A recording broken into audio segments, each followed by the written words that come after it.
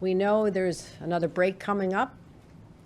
Most of the public school students in the state will be back the week of February 28th after they've had their winter break. Some of them may be traveling to other states, maybe going to Disney World. I'm not sure where they're going, but they won't be in class for at least a week, 10-day period. So let's talk about when the kids come back, or even before that. Let's make sure that there's test kits, and we're giving them out right now. And I'm going to talk about the extraordinary number of test kits we've amassed in a very short time, more than any state in the nation. And what are we doing with them? Getting them out to schools, getting them to parents, getting them in the hands of people that can find out whether a child is positive before they come back, and that's how we stop the spread. So after this break, parents will have test kits for their children. We want them to test the day after they come back, and again 3 days later. And let the school know if your child tests positive, keep them home. But by that Friday, just a few days after the children come back, we'll be able to look at those numbers. But not just those numbers. We're going to be looking at everything we've looked at throughout this entire process that actually led us to today. We're going to look at the cases per 100,000. We're going to look at the percent positivity.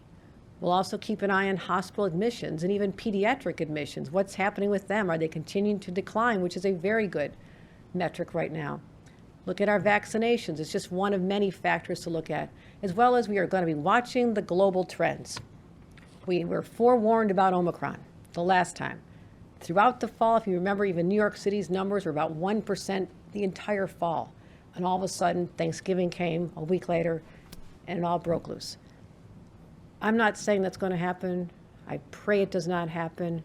But I do know that it would be negligent on our part not to be watching closely what is happening elsewhere as we calculate the best way to keep our children in school and safe. Therefore, after the break, after we had kids tested, we are going to make an assessment that first week in March based on all the metrics I've just described to you and look at that combined picture. There will not be one number that says yes or no. It is going to be an assessment of all these factors that have guided us throughout, guided us to the decision we made today, and that'll give me the comfort as well as the conversations I had yesterday, just on a Zoom call, talking again to school superintendents, principals, PTA leaders, called all the teachers, administrators, everybody who's part of that system. We solicited their input, their advice, and I believe that they felt comfortable with this approach, that it's not reactive, it is thoughtful, it is based on everything we've been doing since day one, and we've done it successfully. So I wanted everybody to have that picture